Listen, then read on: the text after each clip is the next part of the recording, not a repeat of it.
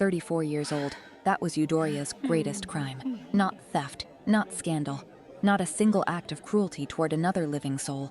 Just 34, unmarried, and sitting at her youngest sister's engagement table.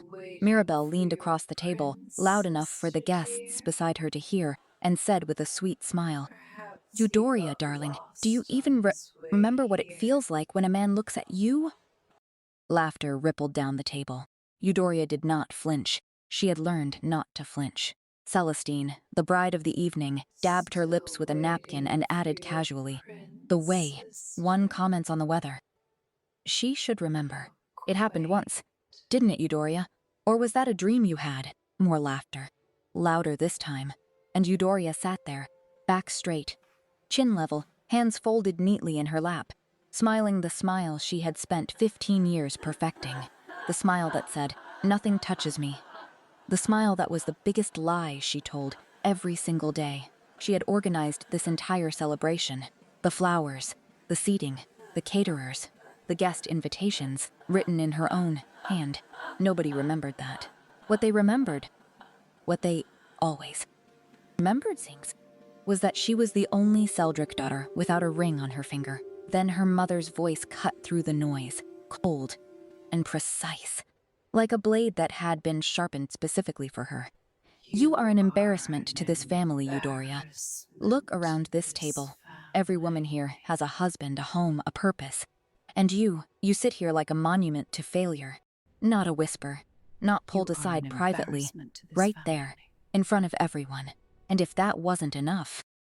As Eudoria rose quietly to check on the evening's next course, doing what she always did, working, making herself useful, she passed the doorway where her father stood with a circle of lords and counts, men of power, men who made decisions. One of them gestured in her direction, "Your eldest daughter." Her father didn't even look up. He waved his hand, the way you'd wave away smoke, and said words that Eudoria would carry in her chest like a stone for the rest of that night. Irrelevant, completely irrelevant, she excused herself. Calmly, politely, she walked up the stairs, down the corridor, into her room. She turned the key, and then, with no one watching, no smiles required, no performance necessary, Eudoria Seldrick, eldest daughter of Count Seldrick, sat on the edge of her bed and wept. But here is what nobody at that table knew. Nobody knew what she had survived. Nobody knew what she had sacrificed. And nobody, not her mother, not her sisters, not her father, who called her irrelevant, nobody knew that before the night was over, the most powerful man in the entire region was going to walk through those doors downstairs, and he was going to ask for her, only her, by name. Who was this man? And what did he want with a woman the whole world had already forgotten? If you enjoyed this story up to this moment, please do well to like and subscribe to this new channel, as it helps the channel to grow. Tell me where you are watching from, because I'll be reading all your comments.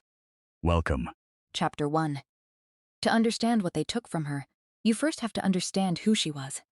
Before the silence, before the empty chair at every family celebration, before she learned to fold herself small so that no one could measure exactly how much space her sadness occupied. Before all of that, there was a girl, and that girl was magnificent. Eudoria Seldrick at 17 was the kind of person that rooms noticed, not because she was the most beautiful, though she was beautiful, in that particular way that comes, it's not from features alone, but from the sheer aliveness behind them.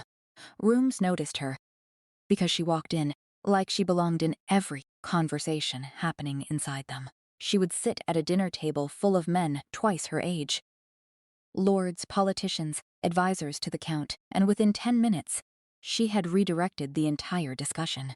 Not rudely, not with performance, just with the devastating precision of someone who had read everything they had read, thought about it longer, and arrived at better conclusions. Her father's advisor once pulled Count Seldrick aside after one such dinner and said quietly, "My lord, your daughter understands taxation reform better than half the men in Parliament." Her father had laughed.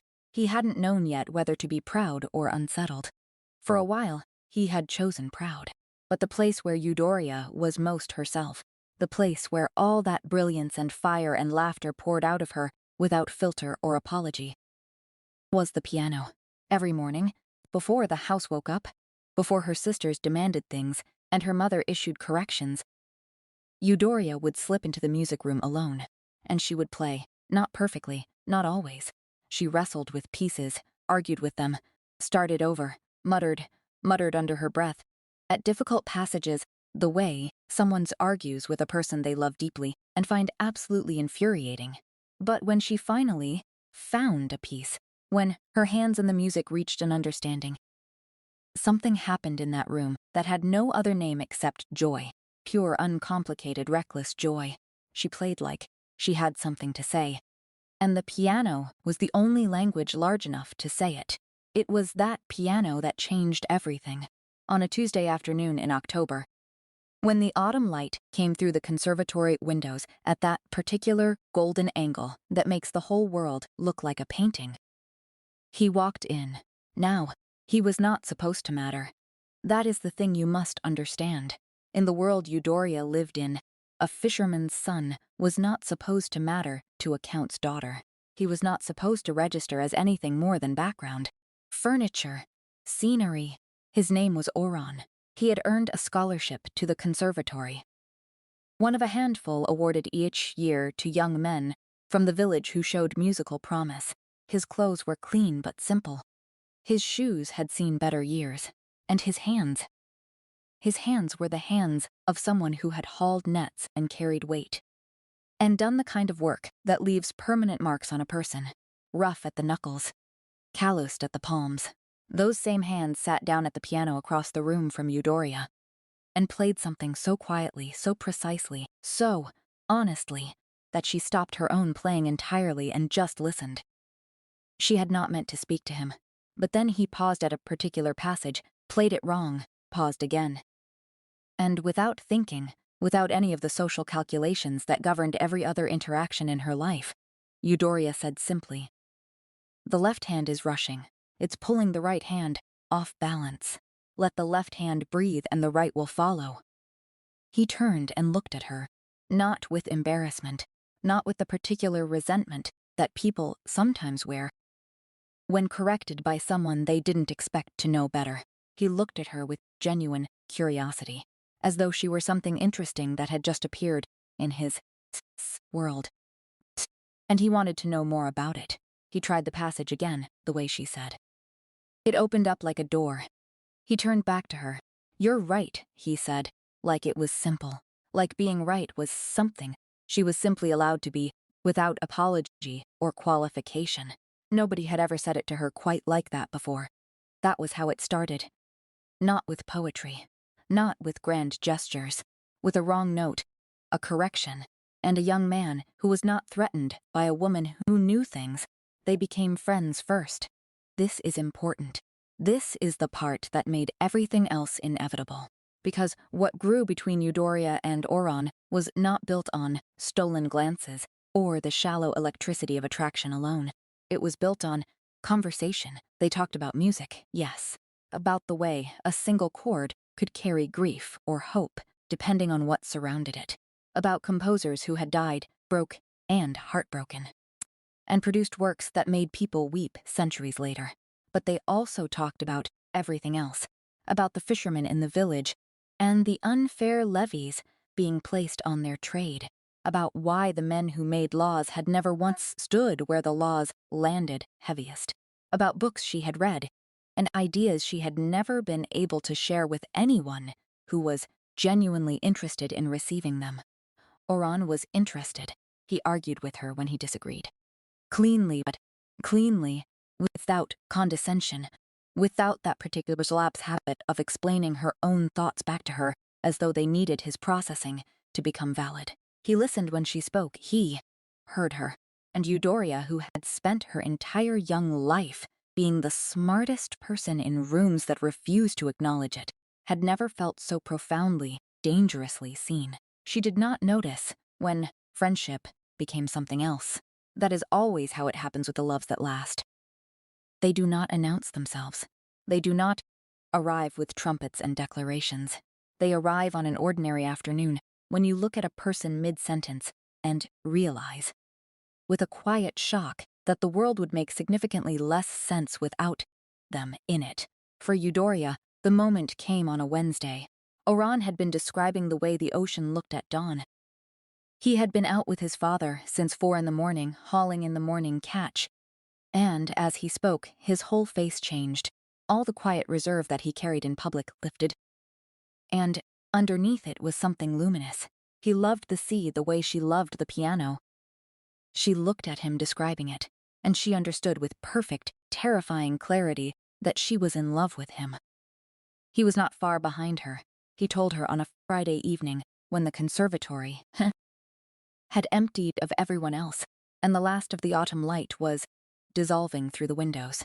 He didn't make a speech. He was not that kind of man. He simply turned to her and said, "I know I have no right to say this. I know what I am, and I know what you are, and I know the distance between those two things. But I would rather say it and lose everything than stay quiet and spend the rest of my life wondering." He paused. "I love you, Eudoria."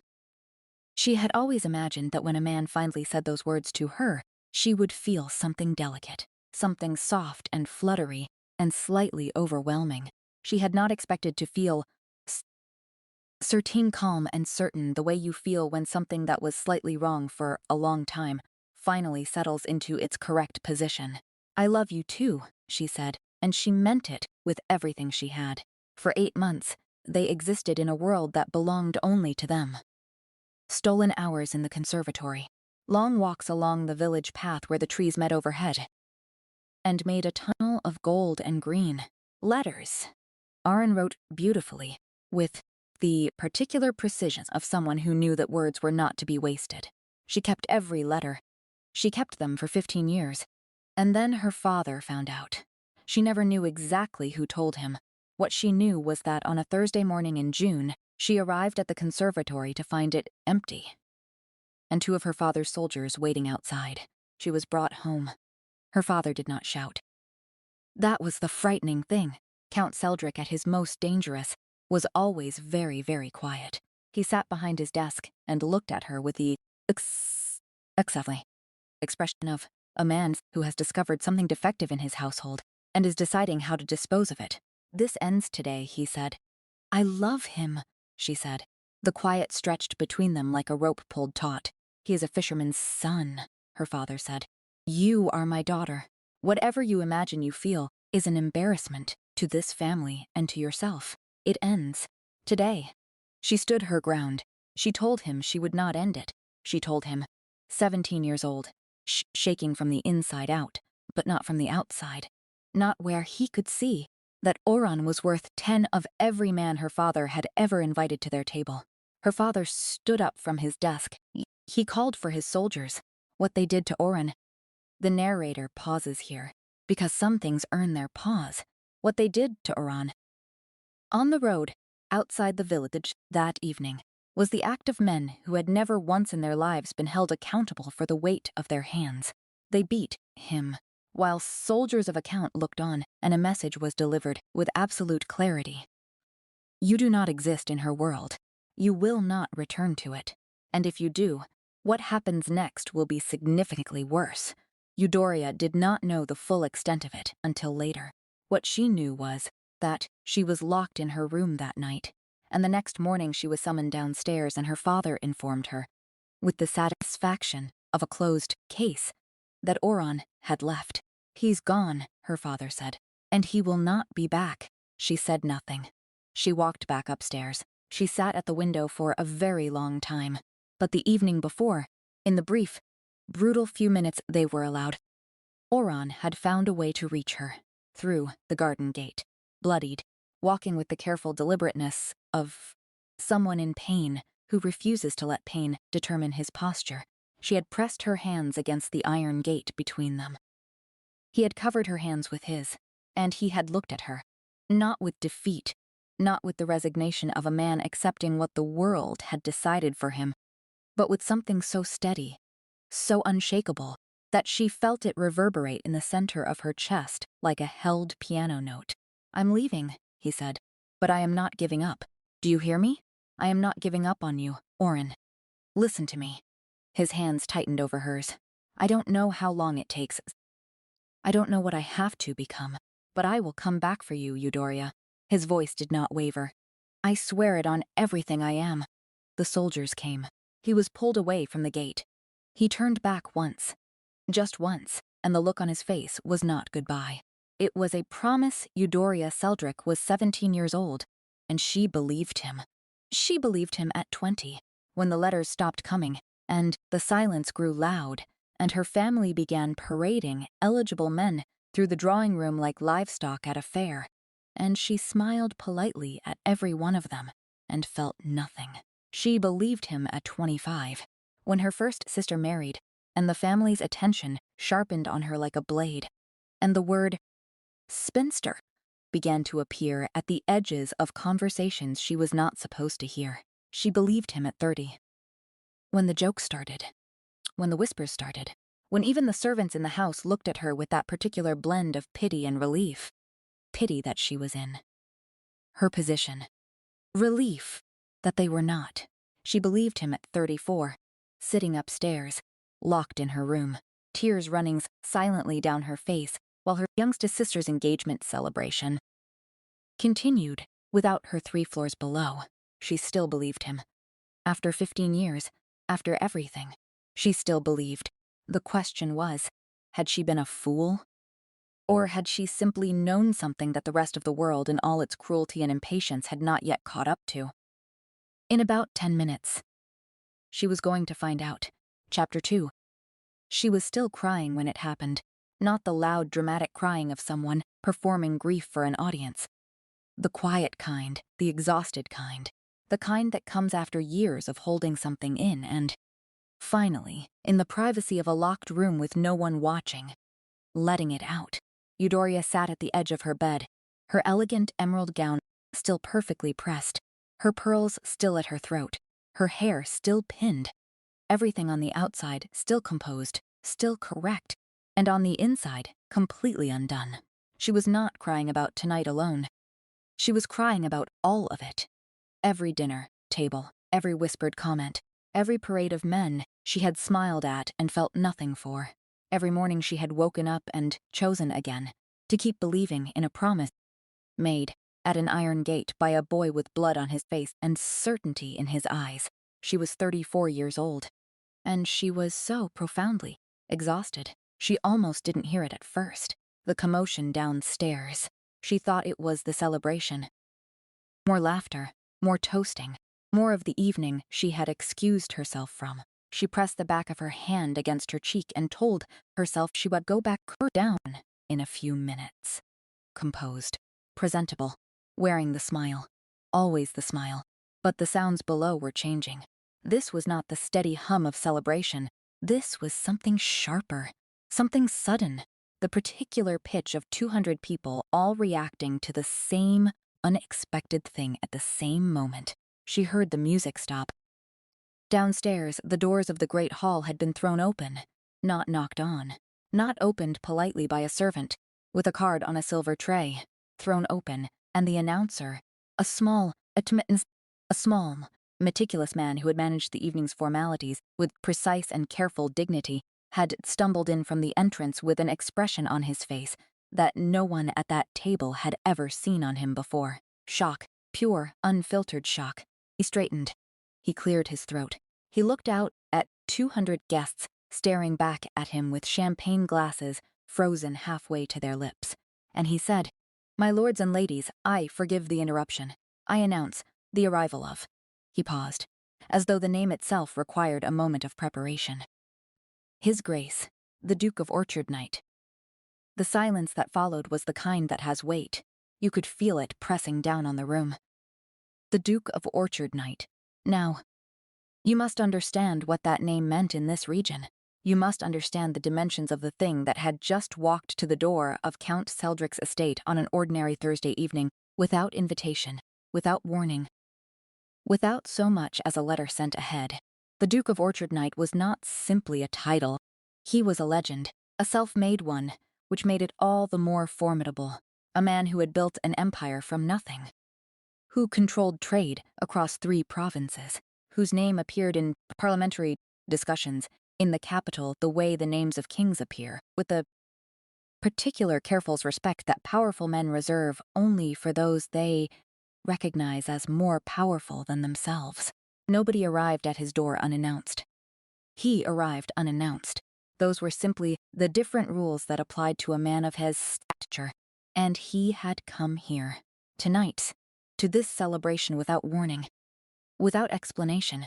The question that ignited simultaneously in the minds of every single person in that great hall was the same. Why? They did not have to wonder long, because before the whispers could even fully form, before the speculation could gather itself into complete sentences, he walked in. The room felt him before it saw him. That is the only way to describe it. A shift in the atmosphere, the particular adjustment that a room makes when someone enters it, who was built differently than the people already inside. He was tall. That registered first. Then the clothes, immaculate, dark, expensive, in that understated way that only the truly wealthy can manage, where nothing announces itself and everything is simply undeniably correct. Then, the face. And here is where something strange began to happen in the room. Because several people who looked at his face experienced a fleeting, inexplicable sensation. Familiarity, not recognition. They had never met him, they were certain of that, but something about the structure of him, the set of his jaw, the steadiness of his eyes. Something tugged at the edge of memory in people who had no memory of him. They couldn't place it. They didn't know why. They shook it off. Count Seldric moved faster than anyone had ever seen him move, for a man of his age and considerable pride. He crossed the floor of that great hall with the urgent, undignified speed of someone who understood in an instant exactly what it meant that this man was standing in his house, and exactly what it could cost him if he handled the next few minutes incorrectly. He prostrated. Count Seldric, a man who bowed to no one in his own home, a man whose pride was so large it required its own room. He dropped to the floor. The guests watched in absolute silence. The Duke looked at him. He did not acknowledge the prostration with the warmth Count Seldric was hoping for. He looked at it the way a man looks at furniture that has been placed in a slightly inconvenient position, registering it, stepping around it, moving on. His eyes moved across the room. Steady, searching, patient. He was looking for someone. Every person in that hall could see it. He was scanning the room with the quiet, focused purpose of a man who had come here for one specific reason. And the reason was not in this room, and he was only now confirming that fact. And then he stopped scanning, and in a voice that was calm and clear, and carried the particular, effortless authority of someone who had never once in his adult life needed to raise it to be heard. He said a name. Eudoria. Upstairs she heard nothing.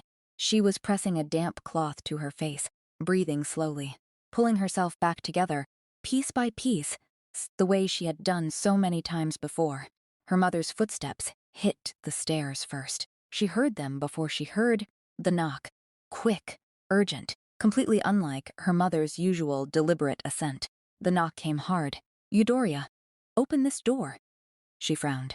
I need a moment, Mother. Open this door right now. Something in the tone made her stand up. She unlocked the door. Her mother stood in the corridor, looking like a woman who had been struck by lightnings and was still deciding how to process the experience. Her color was high. Her composure, that impenetrable, imperious composure that Eudoria had spent 34 years failing to satisfy, was completely, visibly gone. There is a man downstairs, her mother said. The Duke of Orchard Knight. He is at this celebration, Eudoria. He came without warning. Your father is beside himself, and he is asking for you. Eudoria stared at her. He asked for me by name, her mother continued, and something flickered across her face. Confusion, calculation, and a dawning uncomfortable awe all at once. Come downstairs now. I'd now, Eudoria. She didn't move. She stood in the doorway of her room looking at her mother, and for a long, quiet moment, something shifted inside her, because she had just been called irrelevant at this very celebration. She had just been publicly mocked at this very table. She had just been described as a disgrace by the woman now standing in her corridor, demanding her presence. And now that a powerful man had said her name, now she was needed, now she was wanted. Now the door was open, and the urgency was real. And suddenly Eudoria's presence mattered. Funny, Tess, she thought. How that works, she did not move. "I'm not going down," she said simply. Her mother's eyes went wide. "Eudoria, I was a disgrace an hour ago. I was irrelevant. I don't see why any of that should change because a visitor arrived. This is not the time for. Go back to your party, mother." She stepped back into her room, and then her father appeared at the top of the stairs. Count Seldrick looked, for the first time in Eudoria's memory, like a man who was afraid. Not of her, of what it would cost him if she didn't come down. He walked to her doorway, and he looked at her, and he said, with a quiet fury barely held together by something that might have been desperation, "You will come downstairs, Eudoria. You will come down, you will present yourself, and you will not embarrass this family." The irony of those words in his mouth. The irony. She looked at him for a long moment, and then she straightened her pearls, smoothed her gown, lifted her chin, and walked past him toward the stairs. Not for him. She had stopped doing things for him a long time ago. She walked down those stairs for herself. The great hall was so quiet when she appeared. At the top of the staircase that she could hear the candles. 200 faces turned toward her. She descended slowly, not because she was performing, though it may have looked that way, but because her legs were not entirely and she needed every second of those stairs to keep her face composed. She reached the bottom, the crowd parted, and she looked up, and the world stopped. It was the eyes. After 15 years, after all the changes that time and hardship and triumph carve into a person, after all of it, it was the eyes that were exactly the same, steady, dark, and looking at her with an expression that she recognized from a Thursday evening in June. 17 years ago, at an iron gate in the last of the summer light. Certain, her mouth opened. The name came out before she could make a single calculation about whether it was wise or appropriate, or strategic or safe. It came out. The way breathing comes out. Oron. The room erupted, not loudly, not in noise, in the particular deafening silence of 200 people, experiencing the same moment of collective shock simultaneously. She knew him. The Count's disgraced, unmarried, irrelevant eldest daughter. Knew the Duke of Orchard Knight, called him by his given name, like she had always known him. He crossed the room. Not quickly. He had spent 15 years learning that the most powerful thing a man can do is move without urgency. To walk through the world as though the world will wait for him, because in his experience, it always did. But his eyes never left her face. Not for a single step. He stopped in front of her, close enough that she could see the years on him, not as damage, but as architecture. The boy she had known had been rebuilt into something formidable, something that the world had tested extensively and failed to break. And yet, standing here, in front of her, he looked exactly the way he had looked at that gate, like she was the thing he had been navigating toward for 15 years. Because she was. He opened his arms, and Eudoria Seldrick, who had been holding herself together with pure stubborn will for longer than she could remember, walked into them. He held her, right there, in the middle of that hall, in front of every person who had whispered about her, and pitied her, and called her irrelevant. He held her like she was something he had crossed a very long distance to get back to, and she buried her face against his shoulder. And for the first time in 15 years, she was not performing, not composing herself, not managing the impression she made on people who had already made up their minds about her. She was just Eudoria, and she was safe. Nobody in that room made a sound. Not Mirabelle, not Celestine, not her mother, whose mouth had stopped working somewhere around. The moment the Duke had crossed the room, not her father, who was standing very still, with the expression of a man rapidly recalculating every decision that he had made in the last 15 years. Nobody. She pulled back first, looked at him. He looked at her. Something passed between them. A whole conversation in 3 seconds, the kind that only happens between people who know each other down to the bone. Later, his eyes said, "Not here," she nodded, almost imperceptibly. Then she turned to the room, to her mother, her father, the sisters, the 200 guests frozen in various attitudes of astonishment. And she said, with a calm that she actually felt for the first time all evening, "Please excuse us." The garden was quiet. The evening had settled into that deep blue hour between sunset and full dark, when the sky holds its last light like a slow exhale. They walked together, without speaking for a moment, side by side, the way they used to walk, along the village path, under the tunnel of trees. Just two people finding their rhythm, again after a very long interval. Then they stopped, and 15 years opened up between them like a held breath finally released. "How?" she asked first. He told her. He told her about leaving, driven out, bloodied, with nothing but the clothes on his back, and a promise he intended to keep. He told her about the road north, about the merchant taking a chance on a young man who showed up at his door, and a mind that turned out to be worth considerably more than his circumstances suggested. He told her about the years of work, the trading company he had built from a single borrowed boat, the provinces that had eventually come to him one after another, recognizing the particular kind of capability that cannot be manufactured or inherited, only built. He told her about the Duke title, granted 5 years ago by the Crown for services to regional commerce that had transformed the economic landscape of 3 provinces. He told her how many times he had thought about her. He said it plainly, the way he had always said things. Every time something worked, every time something succeeded, the first thing I thought was, I have to get back to her. I have to be enough to get back to her. She was quiet for a moment. Then, "You were always enough," she said. "You were always enough, Oren. My father was wrong. He was wrong about everything." His jaw tightened. "I know that now. Did it take you long to know it?" He looked at her. "Longer than it should have," he admitted. "When a man sends soldiers to tell you that you are worth nothing, it takes time. It takes work to know differently." She nodded slowly. I know about that kind of work," she said quietly. Then it was her turn, and she told him. All of it. The years of waiting. The suitors she had refused, and the family's escalating frustration with each refusal. The slow erosion of her position in the household. As each sister married and she remained. The whispers that had started gentle and grown sharp.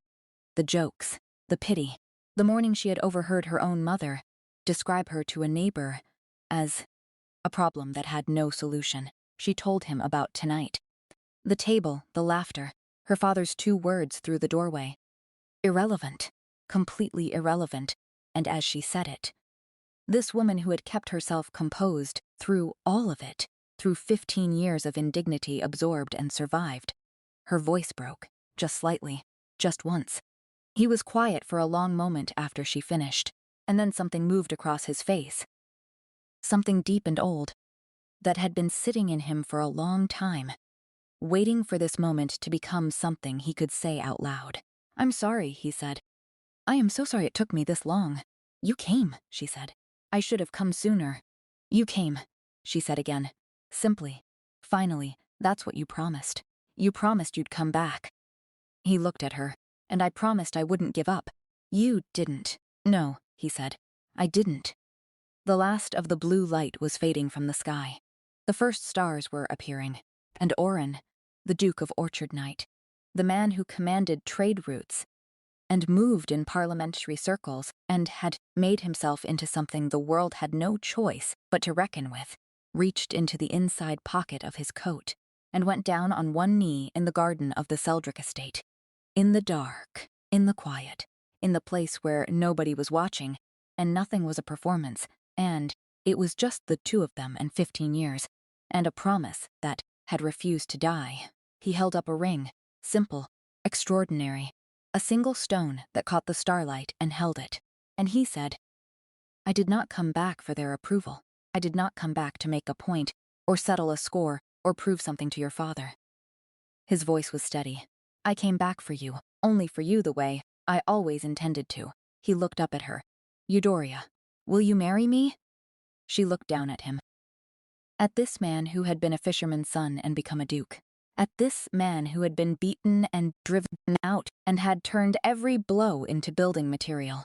At this man who had kept a promise for 15 years, when the entire world had told her she was foolish to keep believing in it. And she thought about the girl she had been at 17. Sitting at a piano, alive and laughing and completely in love with life. That girl had known something. That girl, with her music and her fire and her reckless certainty, had, yes, Eudoria said. No hesitation, no performance, just, yes. He rose. He placed the ring on her finger, and for a moment they simply stood there in the Seldrick garden, under the stars, in the quiet. Two people who had found each other twice, and intended this time to make absolutely certain there was no third time required.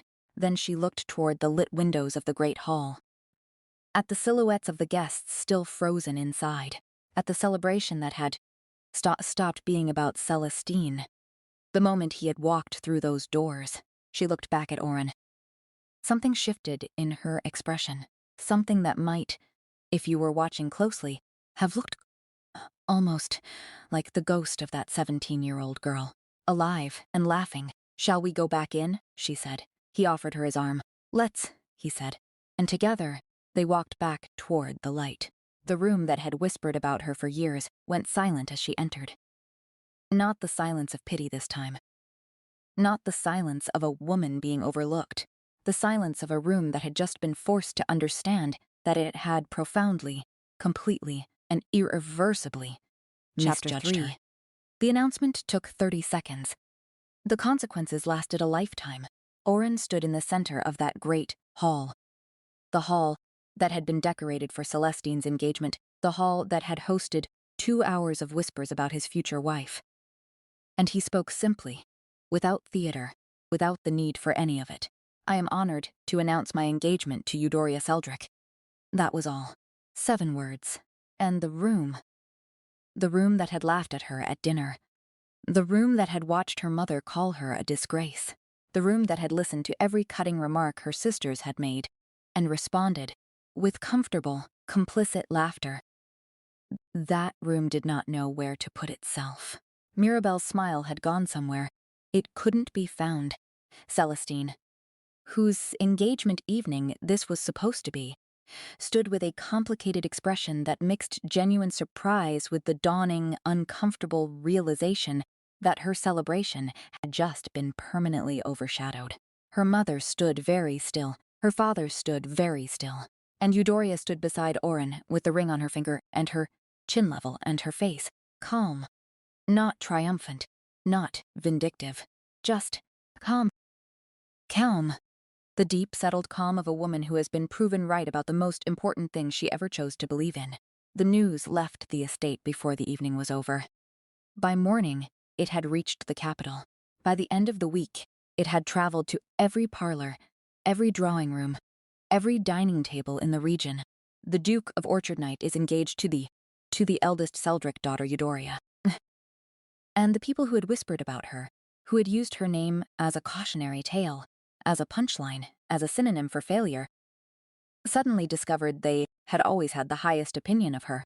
The preparations began immediately, and here is where the story becomes something almost difficult to believe. Except that it happened.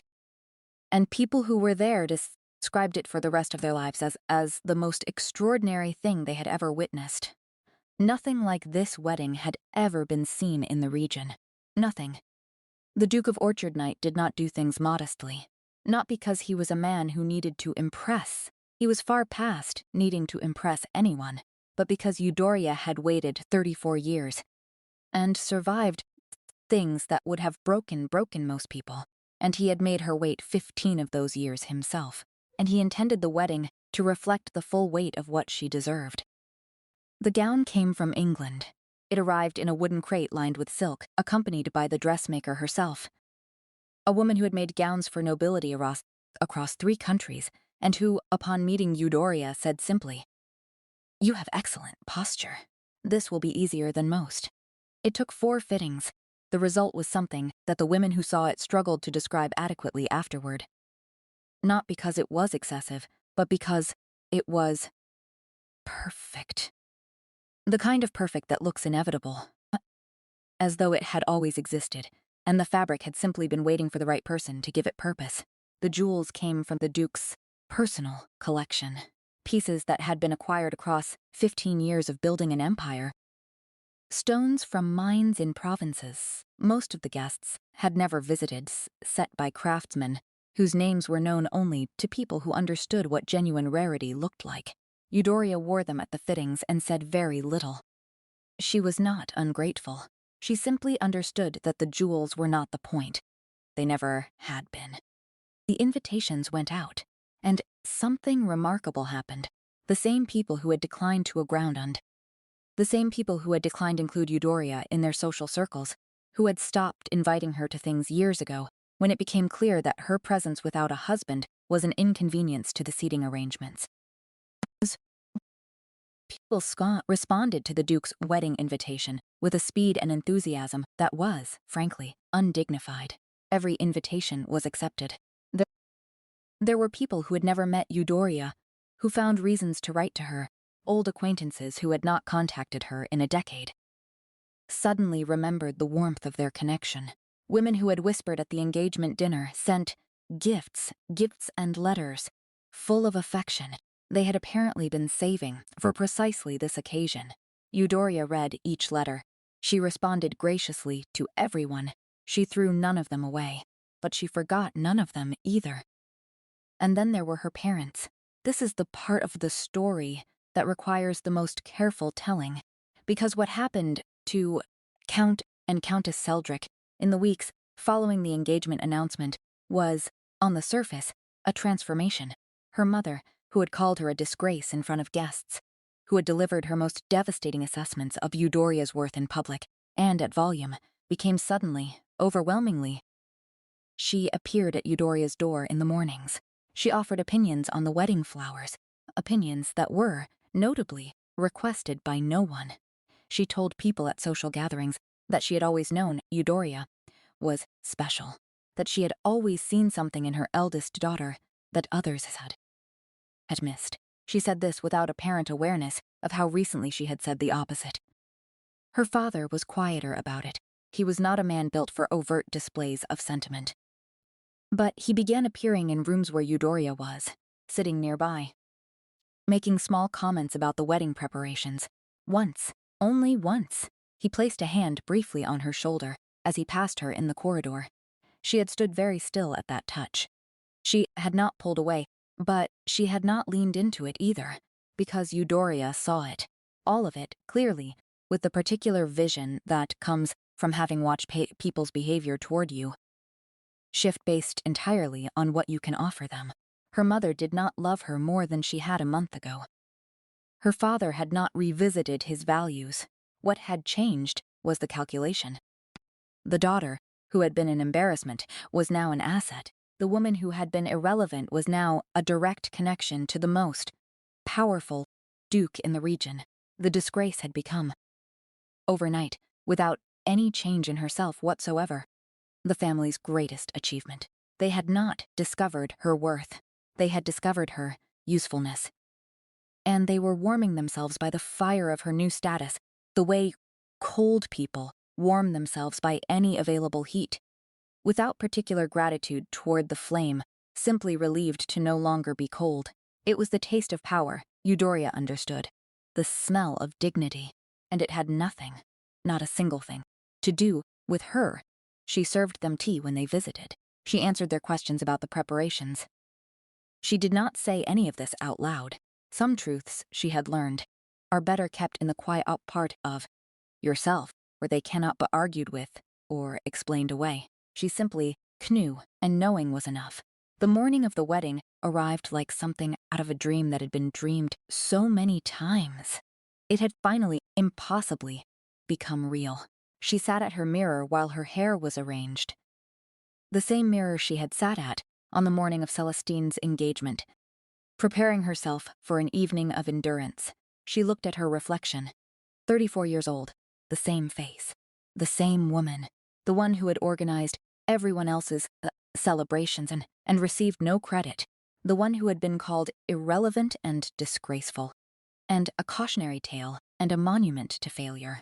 The one who had sat in this house for 15 years believing, deep in a promise, that the entire world had told her was foolish. She looked at herself for a long moment, and then, quietly, privately, with no audience and no performance required, she smiled.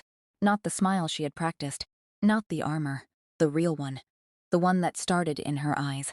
The one that looked, if you knew what you were looking for, exactly like the girl at 17 who had played piano in an empty room, and talked about politics, and laughed too easily and loved too openly, and had never, not for a single moment, been the problem anyone said she was. She was still there, after everything. She was still there. The procession was historic. People lined the roads 3 deep to watch her pass. Women who had never met her wept. In the way that people weep when they witness something that tells them the world is occasionally, unexpectedly, just.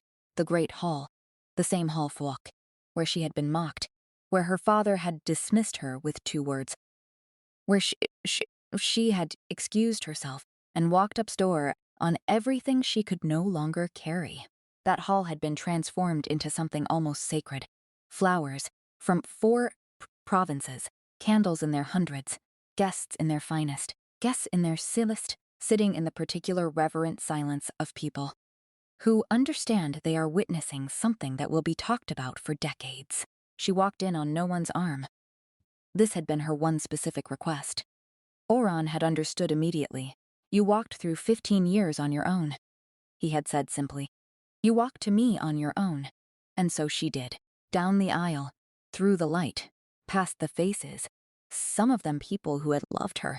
Some of them people who had failed her. Some of them strangers who had simply come to witness history. She looked at none of them. She looked at him, standing at the end of the aisle with the same steady dark eyes, the same certainty that had never, in all the years she had known him, once wavered. She reached him, he took her hands, and he looked at her the way he had always looked at her. Like she was the most important thing in the room. Like she had always been the most important thing in the room. Like the only tragedy was that it had taken the rest of the world this long. Long to figure out what he had known since a Tuesday afternoon in October in a conservatory full of autumn light. When a girl across the room had told him to lift his wrist and let the cord breathe. The ceremony was beautiful. But this is not really a story about a ceremony.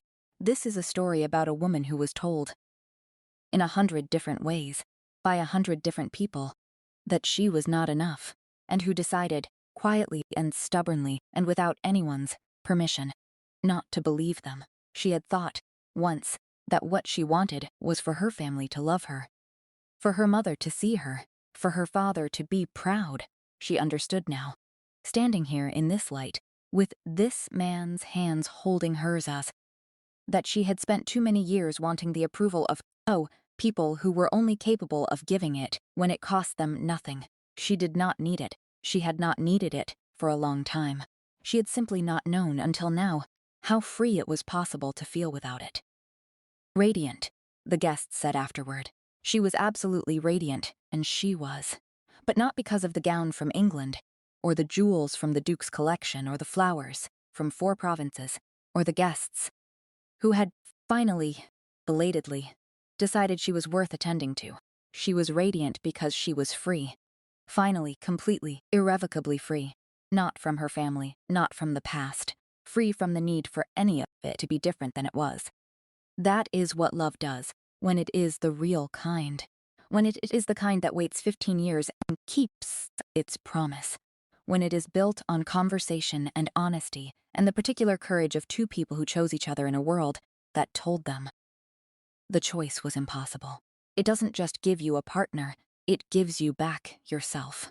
Eudoria Seldrick became the Duchess of Orchard Night on a Thursday. Exactly 15 years and 1 week after a boy with rough hands and certain eyes had stood at an iron gate in the last of summer, the summer light, and promised he would come back. He had come back. And she had never stopped being worth coming back to.